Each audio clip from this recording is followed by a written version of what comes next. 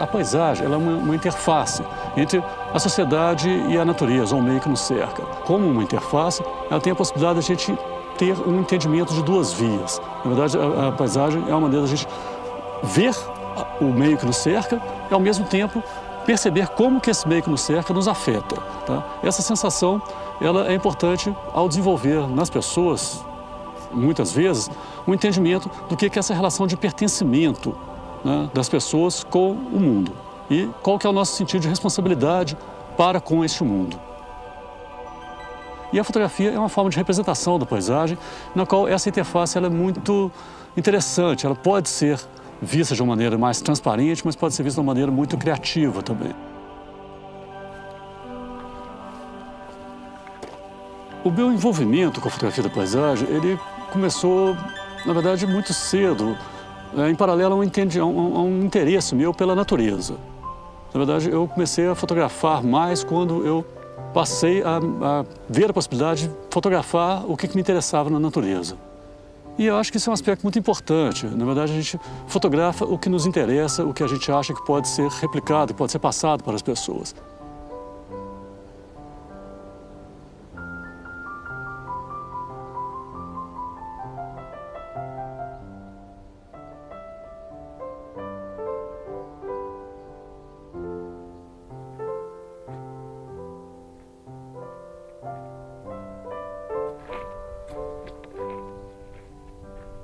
Um estúdio de fotografia é uma área em que você controla a produção da imagem na captação. Para mim, o estúdio, na verdade, atualmente é a natureza.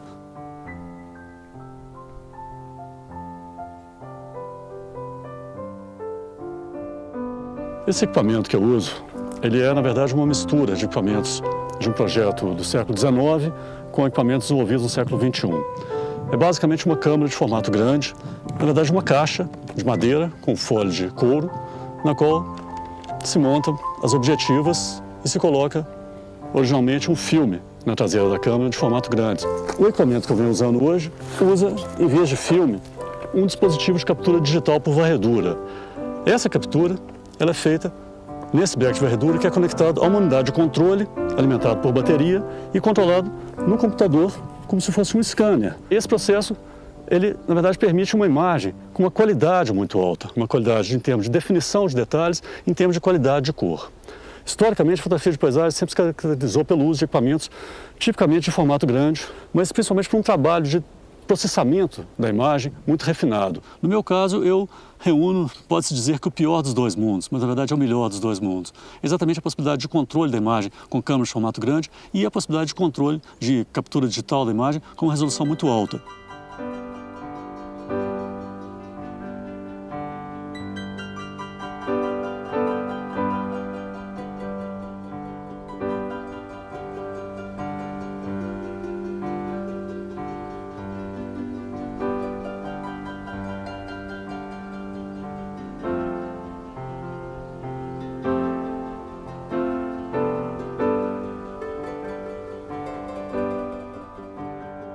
Tem uma definição muito interessante da Susan Sontag, que ela diz, em outras palavras, mas a grosso modo ela diz o seguinte, que a fotografia veio para liberar a arte do seu papel tradicional e transformar a arte em meio de comunicação de massa. E com isso, a gente passa a atingir, na verdade, uma população mundial. Na verdade, para entender o processo de produção de fotografia, entender o significado da fotografia na nossa vida, nós temos que entender como que as imagens são usadas, ou para que elas servem. E entender que ela pode ser, né, uma ferramenta de comunicação muito poderosa. Hoje em dia, o conceito de arte, na verdade, se multiplica, se amplia, se mistura, ele interage com várias outras formas de expressão e eu acho que tudo isso torna a possibilidade de, por exemplo, né, no meu caso, a fotografia da paisagem, ter um viés de interlocução política com a sociedade muito forte. Eu acho que isso é fundamental. E esse caso específico desse trabalho desenvolvido aqui, por exemplo, na região da Serra do Gandarela, é um exemplo claro disso.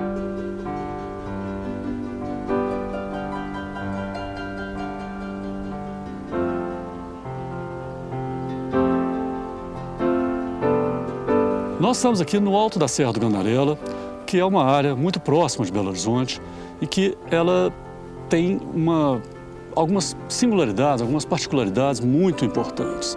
Ela é uma das últimas áreas ainda muito bem preservadas de toda a região central de Minas Gerais. Ela é a última área dentro do quadrilátero ferrífero e aquífero que ainda tem uma possibilidade de preservação de suas características ambientais de uma maneira integrada. Ela é uma das últimas reservas hídricas que tem uma possibilidade de abastecimento futuro para a região metropolitana de Belo Horizonte. Esse local, especificamente, nós estamos aqui agora, é um mirante que dá vistas para as nascentes do córrego Maquiné, que é um dos principais afluentes do Ribeirão da Prata. Esse Ribeirão da Prata é um ribeirão que nasce na Serra do Gandarela. O curso dele está inteiro dentro da proposta de criação do Parque Nacional da Serra do Gandarela. E o que acontece é que essa água que vem da região da Serra do Gandarela, ela contribui para o aumento da quantidade e principalmente da qualidade da água que é captada em Bela Fama, que é uma captação da Copasa, que abastece mais de 70% da população da cidade de Belo Horizonte. Se essa região for impactada por empreendimentos minerários, essa qualidade da água vai cair, a vazão de água que vem daqui vai cair, a qualidade dela vai cair e isso vai significar um empobrecimento da qualidade de água que é captada em Bela Fama e um aumento extraordinário do custo de abastecimento para a região metropolitana. O Ribeirão da Prata é provavelmente a última reserva estratégica de água que nós podemos contar no futuro próximo para abastecimento de Belo Horizonte. A proposta de criação do Parque Nacional é uma proposta importantíssima, porque ele protege integralmente a região. A Serra do Gandarela ela é um divisor de biomas. A região de Mata Atlântica, do lado leste, com a região de Cerrado, do lado oeste. Ela tem uma biodiversidade endêmica específica da região de Cangas, ferruginosas em altitude. Ela tem uma série de atributos turísticos e paisagísticos muito importantes, que têm o potencial de prover um desenvolvimento econômico local e regional para as populações, comunidades e municípios do entorno do parque. Resumindo, a Serra do Gandarela é uma das últimas, se não a última possibilidade de preservarmos o que ainda nos resta de natureza intocada no entorno de Belo Horizonte. E é a possibilidade de partirmos para um modelo de desenvolvimento que seja realmente sustentável.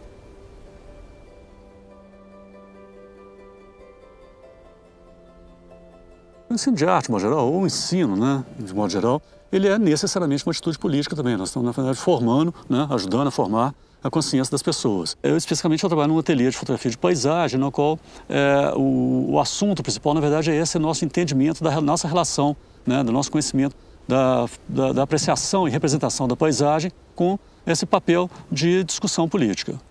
Sempre que possível, eu trago os alunos para visitas de campo, de regiões diversas, Eu acho que é muito enriquecedor isso. Acho que é uma possibilidade da gente entender um pouco, no caso específico da paisagem, ou da fotografia de natureza também, a gente entender um pouco o que é realmente o papel do instrumento que nós estamos usando. A gente tem uma oportunidade de pensar no qual que é o assunto da nossa fotografia de uma maneira mais próxima, e não ficar simplesmente pensando na produção técnica das imagens ou um determinado conceito, determinado recurso que a gente possa ter naquele momento, mas sim a gente tem uma visão um pouco mais ampla.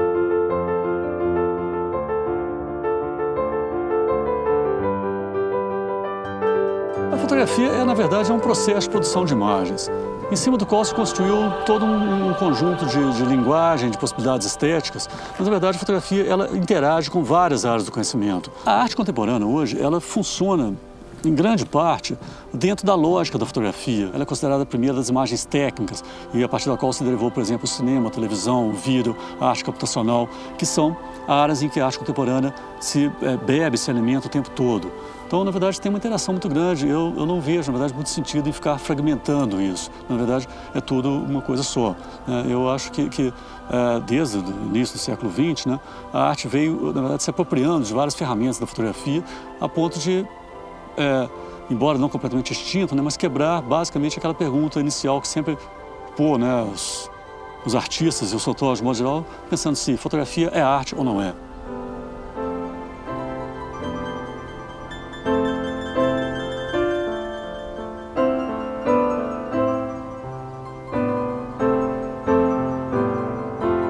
Essa é uma citação do Adams, do Robert Adams, que a tradução mais precisa dela seria o seguinte: no nosso melhor momento, na hora que a gente está mais bem resolvido, a gente fotografa aquilo que está na frente da câmera. Nós fotografamos aquilo que é maior e mais interessante do que nós mesmos. Essa é uma citação que eu uso, né, em algumas situações para, na verdade, fugir um pouco dessa ideia, que para mim não funciona, de que a produção fotográfica, a criação artística, na verdade é uma produção voltada para nós mesmos. Eu não vejo isso desse jeito. Para mim, a fotografia, pela própria natureza do processo fotográfico, é necessariamente uma visão de mundo.